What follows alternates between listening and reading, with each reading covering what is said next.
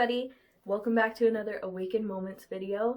I am super excited because I'm going to be taking you guys through this Planet Shakers Devo for the next couple videos.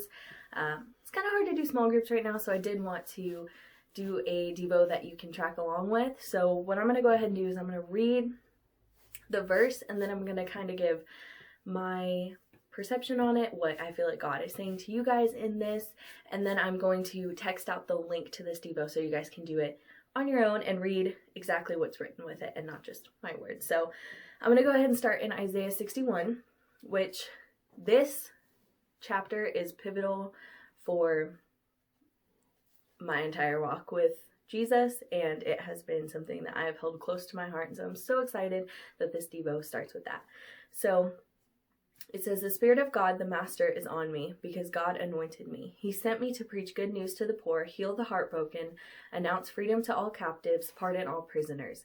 God sent me to announce the year of His grace, a celebration of God's destruction of our enemies, and to comfort all who mourn, to care for the needs of all who mourn in Zion, give them bouquets of roses instead of ashes, messages of joy instead of news of doom, a praising heart instead of a languid spirit. Rename them oaks of righteousness, planted by God to display His glory. They'll rebuild old ruins, raise a new city out of the wreckage. They'll start over on the ruined cities, take the rubble left behind and make it new. You'll hire outsiders to herd your flocks and foreigners to work your fields, but you'll have the title priest of God, honored as ministers of our God. You'll feast on the bounty of nations, you'll bask in the glory. Because you got a double dose of trouble, and more than your share of contempt, your inheritance in the land will be doubled and your joy go on forever."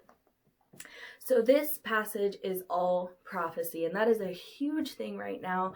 A lot of people are putting out prophetic words. A lot of people are having times of prophecy where they share what God is speaking to them, but especially that last part that says, because of everything that you've been through, because of all of your trouble, your goodness from God is going to be doubled.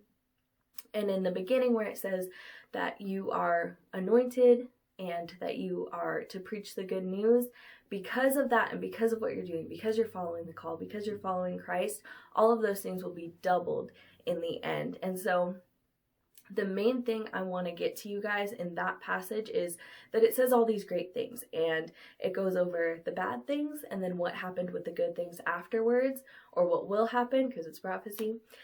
But the big thing that I want to focus on is what happens when you release something out of your mouth.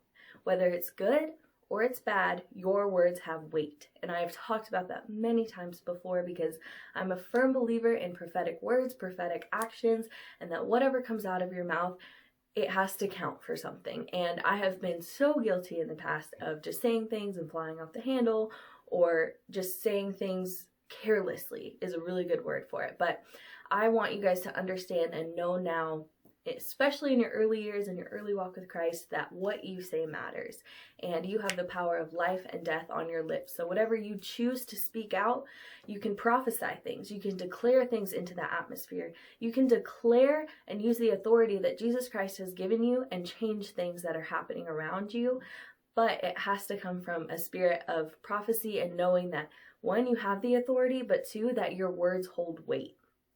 And that Jesus and the Holy Spirit are behind everything that you're saying.